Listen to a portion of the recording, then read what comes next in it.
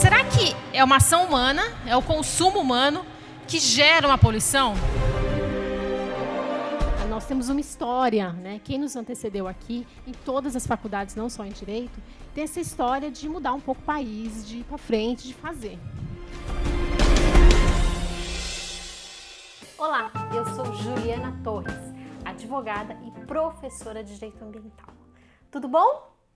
No vídeo de hoje, eu vou te contar aquilo que provavelmente você já ouviu e deve ouvir por aí, por onde você estuda, por onde você trabalha. Que direito ambiental é muito difícil, que as pessoas não querem entender, nunca estudaram isso, não, imagina, para que estudar, deixa isso para lá. É uma ciência, é uma parte do direito ambiental que acho só o Ministério Público entende, os promotores, eles que criaram isso daí, e por isso é muito difícil. Mas não é assim. Direito ambiental é uma ciência nova. E no vídeo de hoje eu vou te explicar por que as pessoas insistem, ainda em 2020, em falar que direito ambiental é difícil. É o seguinte, para a gente poder entender quando é que esse discurso começa, a gente precisa voltar lá atrás na história.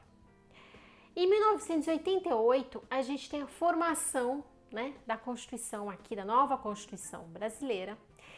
E com isso, aos poucos, os cursos de direito passam por algumas transformações. É na década também de 80 e 90 que as primeiras ações civis públicas se despertam aqui, né? Nascem aqui no Brasil. Defender a natureza já se defendia, mas não havia, ninguém pensava assim, vamos propor uma ação, né? Isso tudo começa com o quê? Com a Lei da Ação Civil Pública de 85. Então é por isso que olhar para a natureza, defendê-la para a fauna, para a flora, para a cidade, para a cultura, defender a internet, por exemplo, que nem existia, né? Mas defender todos esses modos aí do dia a dia, de vida, os costumes do povo brasileiro, ainda era um pouco raro. Então, depois que a gente começa a aparecer aí a primeira Lei da Ação Civil Pública, depois que a gente começa a perceber o Ministério Público trabalhando com isso, formando aos poucos o que a gente entende hoje e vê por aí, a promotoria do meio ambiente, né? Ou seja, alguns advogados, alguns promotores exclusivamente trabalhando nisso, tudo isso é o que? É muito novo. É da década de 80, é da década de 90, isso vem surgindo aos poucos.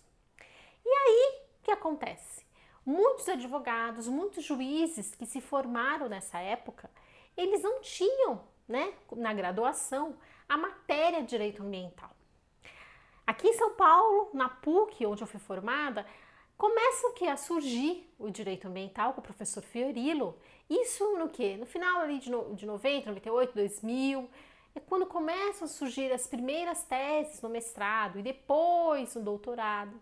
Aparecem os primeiros livros de direito ambiental, né? Porque são os alunos do mestrado que vão formando esses livros, que vão construindo toda essa doutrina que a gente tem muito mais difundida hoje.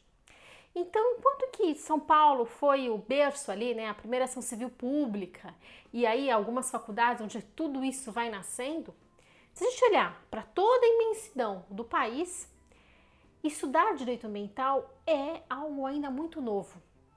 Então, nós temos muitas pessoas que passaram pela graduação sem saber nada, sem saber o que era a Política Nacional do Meio Ambiente, ou porque às vezes também, né, foram, ou antes dessa Política Nacional, ou mesmo depois de 81, porque a lei é datada de 81, e aí tiveram que entender um pouco da Constituição nova, porque a gente tem lá, né, o grande artigo 225 da Constituição, que nasce, que dá força, dá toda essa sustentação para a disciplina de direito ambiental. Então vocês imaginam, muitos profissionais que aí trabalham hoje, né, que são a nossa fortaleza, porque são os professores, né, e mesmo os juízes, os promotores mais sêniores, às vezes eles não tiveram essa formação na faculdade. Então, é natural a gente encontrar pessoas que entendem, isso é muito difícil, nunca ouvi falar, não estudei isso direito. Mas, em compensação, também há, né, os promotores, os juízes que geralmente já passaram essa fase ou que se formaram depois disso, né, em 2000, no final dos anos 90, no começo dos anos 2000, como eu, que aos poucos já foram entendendo isso e foram percebendo, olha, peraí, eu já tive direito ambiental, eu sei exatamente o que é. Você quer ver um exemplo disso? Recentemente, eu fiz uma live, né, com a doutora Maria Gerales. Para quem não sabe, eu pertenço à OAB São Paulo. Trabalho na comissão de mediação da OAB São Paulo, na subseção de Santana. E ali, minha colega de trabalho também, doutora Maria Gerales, que já tem 38 anos de profissão, ela conversando comigo, né, na live que a gente fez recentemente, ela tocou nesse assunto. E ela falou, olha, eu não entendo direito ambiental, é difícil, né? Ela não teve isso direito, não teve essa formação, não fez estudos específicos, porque justamente, né, ela tá aí, por mais que ela estude.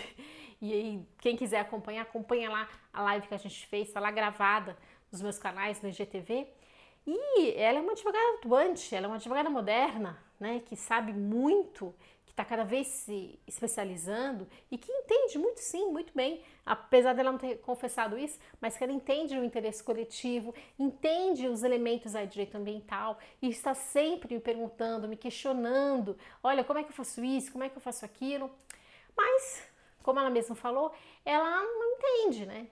E outros professores, outros profissionais também que conversam comigo no dia a dia e falam isso, olha, a gente não entende direito ambiental. São poucos, são muito raros aqueles profissionais que estão ali, que geralmente vieram, se formaram em 2000 ou antes de 2000, ou até mais recente, e entendem isso com facilidade, estão acostumados com isso. Então, o meu recado de hoje é esse.